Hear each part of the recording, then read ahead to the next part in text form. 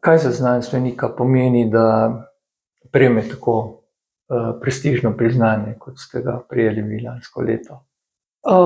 Pomeni gotovo potrdilo za dobro delo, preteklo delo mene in seveda mojih sodelavcev, pa hkrati pomeni tudi veliko motivacijo za naprej.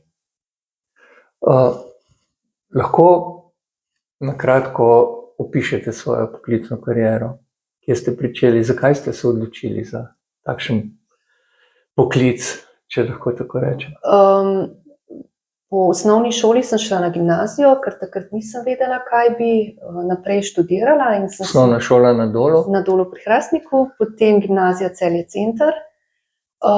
Takrat je bilo veliko vprašanje, kaj bi počela, in sem si kupila 4 leta. No, po gimnaziji bila sem družboslovka, po gimnaziji je pa nekako še vedno nisem vedela, kaj bi počela, in takrat je nekako že bilo v javnosti teza, da so naravoslovni poklici ali pa tehniški poklici mogoče imajo določeno perspektivo. Jaz nisem bila tehnični tip, ampak sem vse glih takrat vpisala 4 fakultete, poleg lesarstva še gradbeno, elektrotehno, pa mislim, da strojno. Sprejeta sem bila jasno na to prvo, na lesarstvo, in v času študija ugotovila, da res nisem tehnični tip, ampak je bil študij izrazito interdisciplinaren. Potem sem vzporedno začela študirati še matematiko. No, po študiju so me pa na lesarstvu prosili, če bi šla za mlado raziskovalko, se pravi, da bi šla delati doktorat. In sem rekla ja, jaz si takrat nisem predstavljala, kaj to bo. Naredila doktorat, sem se pa v bistvu potem našla v biologiji lesa, v biologiji dreves, v strukturi lesa. In potem, ker na biotehniški fakulteti na oddelku za lesarstvo ni bilo možnosti zaposlitve, sem potem šla vprašati na Gozdarski inštitut Slovenije. So rekli, ja, naj pridem, in evo, mislim, da bo leto že 20 let, ker sem na Gozdarskem inštitutu. In kakšne izzive ste našli tam? Ja, malo je bilo razlike, ker pač lesarstvo, ljudje ponavadi ne vejo, kakšna je razlika med lesarstvom in gozdarstvom. Jaz pravim, enostavna razlika je ta, da se lesarji ukvarjajo z lesom kot mrtvim, se pravi kot materialom, gozdarji pa živim drevesom. In potem sem jaz nekako našla neko pot vmes, tako da v zadnjem času, jasno, zelo aktualne so podnebne spremembe, vpliv na rast dreves, na odziv dreves, tako da v zadnjem času se največ s tem ukvarjamo. Vplivom na različne ekstremne vremenske dogodke, ki v zadnjih letih ogromno, suše, pozebe, požari, tako da s tem se ukvarjamo. In kaj točno raziskujete?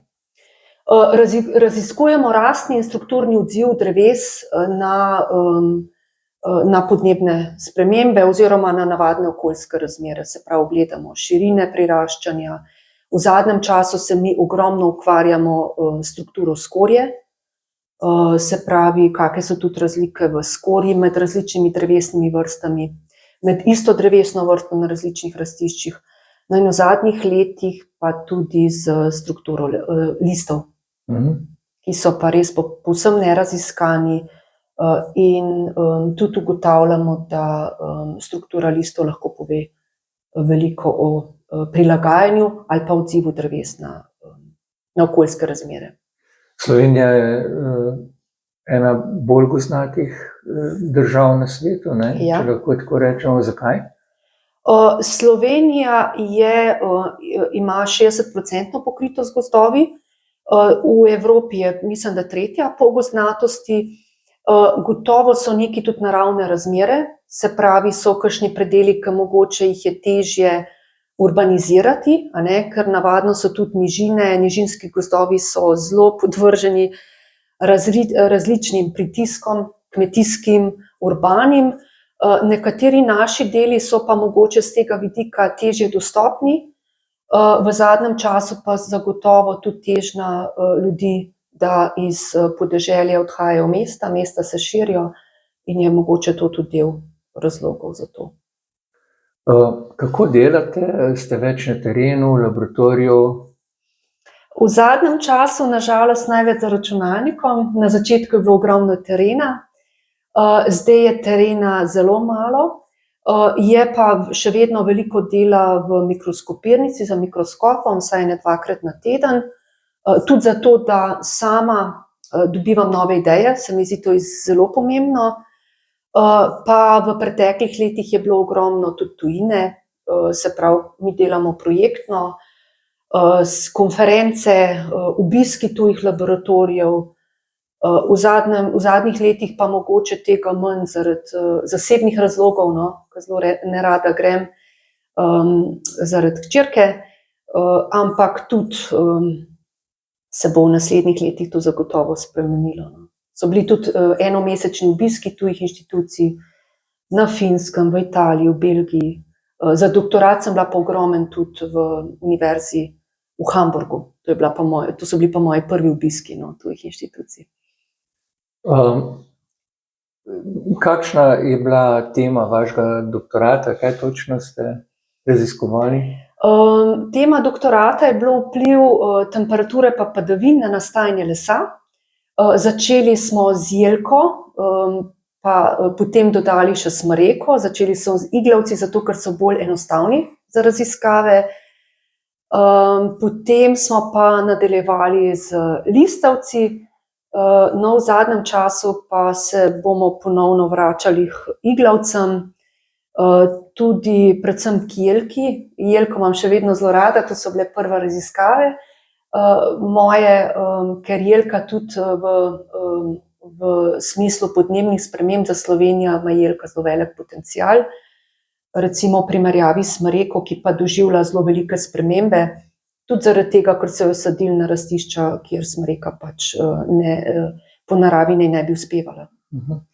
No, verjetno je Slovenija tudi po strukturi gozdov precej različna med sabo. Kakšno je Zasavje?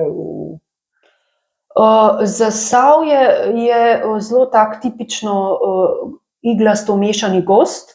Imamo potem zelo take izpostavljene lege, kot so recimo tudi, ne vem, izrazito kamnite, a ne, in tam so iglavci, ki so na to prilagojeni. Zanimiv je recimo črni bor, ki ima tudi v smislu podnebnih sprememb prihodnost. Imamo potem, Zasavje je drugače zelo kraško, to jaz tega prej nisem vedela, no, Zasavje je zelo kraško. In imamo potem tudi kakšna rastišča, ki so zelo toploljubna, recimo hrastovi gozdovi, predvsem graden.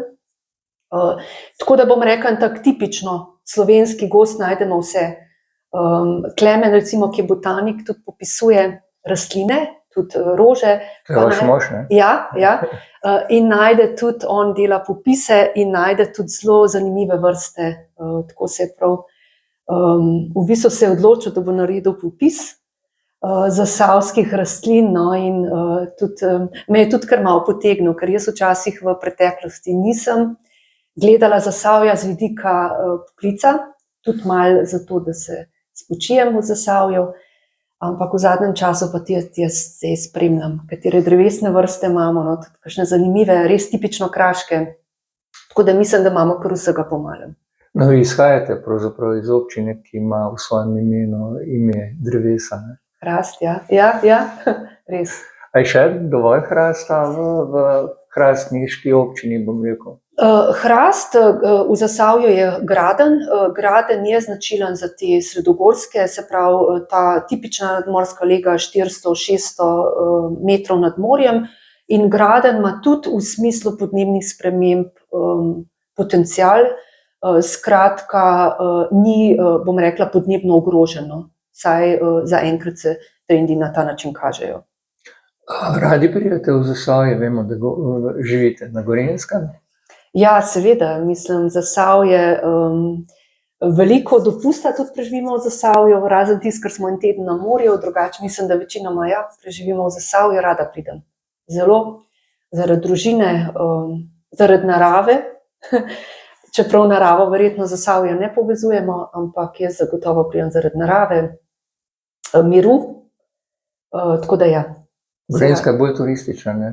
Gorenjska je bolj turistična, ja, tako da mi se včasih hecamo, da ko pridemo v kakšno lepo vreme, Zasavci odhajajo ven, a ne, mi pa v Zasavje.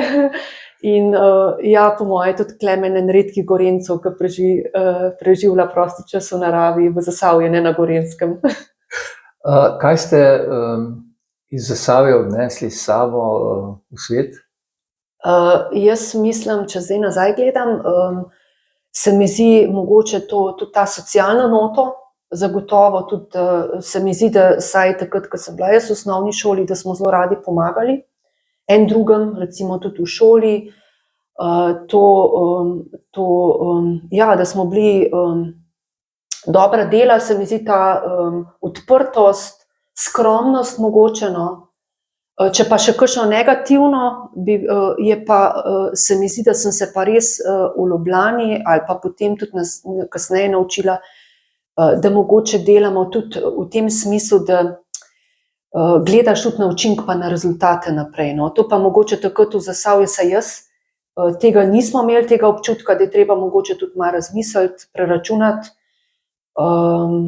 Drugače pa, ja, sem bila kasneje tudi nad kakšnimi ljudmi, ki so bili izrazito, bom rekla tako, pridobitniško usmerjeni, zelo razočarana, ker tega jaz v Zasavju kot otrok nisem čutila tega, no.